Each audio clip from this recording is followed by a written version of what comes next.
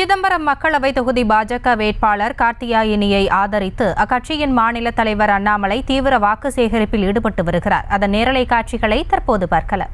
எத்தனை நாளைக்கு பொய்யை பேசிக்கொண்டு இங்கே சுற்றி கொண்டிருப்பீர்கள்?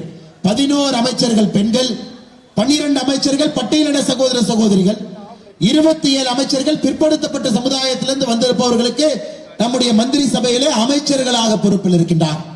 இது உண்மையான சமூக நீதி.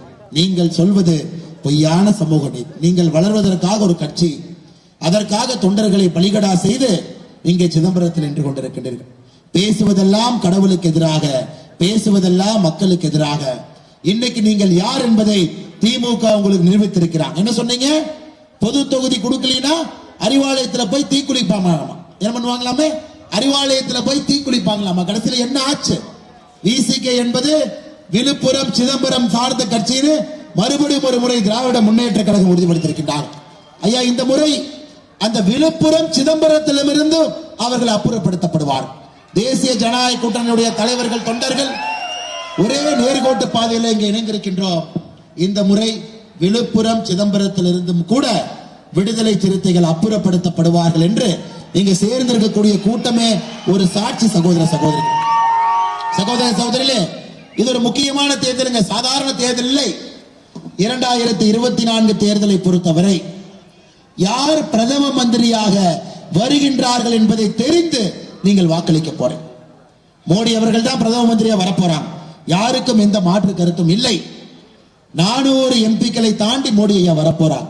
அதனால் இந்த தேர்தல் மட்டும்தான் வாக்களிப்பதற்கு முன்பே எந்த கூட்டணி வெற்றி பெறப் போகின்றது, யார் பிரதமராக வரப்போகின்றார்கள் என்று தெரிந்து நம்ம வாக்களிக்க போறோம். மோடி ஐயா வரப்போறாங்க, நமக்கு தெரியும். தேசிய ஜனநாயக கூட்டணி வரப்போ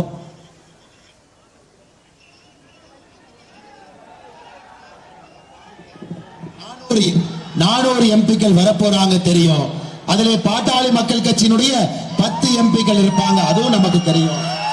அமமுகவில் இருந்து 2 எம்பிக்கள் இருப்பாங்க, அதுவும் நமக்கு தெரியும். அண்ணன் ஓபிஎஸ் அண்ணன் அவரும் எம்பியாக இருப்பாங்க, அதுவும் நமக்கு தெரியும்.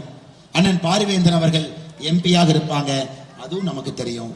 தேசிய ஜனநாயக கூட்டணி 39 ஜெயிக்கும், அதுவும் நமக்கு தெரியுங்க. சிதம்பரத்திலே அக்கா கார்த்தியாயினி அவர்கள் தாமரை சின்னத்தில் வெற்றி பெறுவார்கள், அதுவும் நமக்கு தெரியும். அதனால் சகோதர சகோதரிகள், இந்த முறை யார் வெற்றி பெற போகின்றார்கள் என்று தெரிந்து நாம் வாக்களிக்கிறோம். 2019 தேர்தல் அப்படி இல்லைங்க. தமிழ்நாட்டில் இவங்க தான் ஜெயிக்கிறாங்க, மத்தியில் இவங்க தான் ஆட்சிக்கு வருகின்றார்கள் என்று பொய்யான ஒரு மாயை உருவாக்கி இருக்கின்றார்கள். ஆனா 2024 அப்படி இல்லை. மோடி ஐயா தான் ஜெயிக்க போறாங்க. தேசிய ஜனநாயக கூட்டணி 400 இடங்களை தாண்டி பெறும். அதனால் நம்முடைய சிதம்பரம் பகுதியினுடைய அன்பு சொந்தங்களுக்கு, சகோதர சகோதரிகளுக்கு, தாய்மார்களுக்கு நான் வேண்டி கேட்டுக் கொள்கின்றேன். திருமாவளவனுக்கு ஓட்டு போட்டு ஒருவேளை நீங்க ஜெயிக்க வைக்கணும்னு நினைச்சா இப்ப 5 வருஷமா பண்ண அதே வேலையைத்தான் திரும்ப பண்ணுவார். எதிர்கட்சி நாற்காலியில 40ல் 1 இருக்கக்கூடிய கூட்டணியிலே அவருக்கு மரியாதை இல்லை. அப்படித்தான் திருமாவளவன் அவர்கள் நின்று கொண்டிருக்கின்றார். ஆனா இன்னைக்கு கார்த்தியாயினி அவர்கள் 400லே ஒருவராக வரப்போகின்றார். சிதம்பரம் பகுதி மக்களுக்காக வேலை செய்ய போறார். மக்களுடைய வாழ்வாதாரத்தை உயர்த்த வேண்டும் என்பதற்காக ஒரு சகோதரி, ஒரு தாய் இன்னைக்கு உங்களை நம்பி இந்த களத்திலே வேட்பாளராக நின்று கொண்டிருக்கின்றார். அவரை ஜெயிக்க வைக்க வேண்டிய முழு பொறுப்பு உங்களுடைய பொறுப்பு.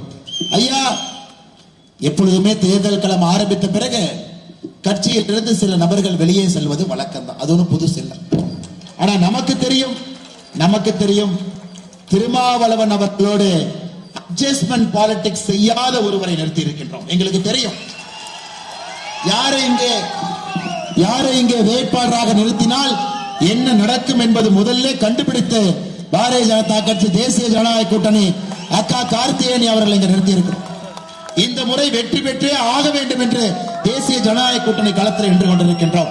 வெற்றி பெற்றே ஆக வேண்டும் என்று பாட்டாளி மக்கள் கட்சியினுடைய டாக்டர் ஐயா அவர்களுக்கு நான் சிறப்பு நன்றிகளை தெரிவிப்பதற்கு கடமைப்பட்டிருக்கின்றோம். காரணம், ஐயா அவர்களும் இந்த முறை உறுதியா இருந்தாங்க. ஐயாவிடம் நான் பேசி சென்ற பொழுது ஐயாவும் அன்புமணி ஐயாவும் உறுதியாக இருந்தாங்க. இந்த முறை செய்திகளை உடனுக்குடனும் துல்லியமாகவும் தெரிந்து கொள்ள சப்ஸ்கிரைப் பண்ணுங்க.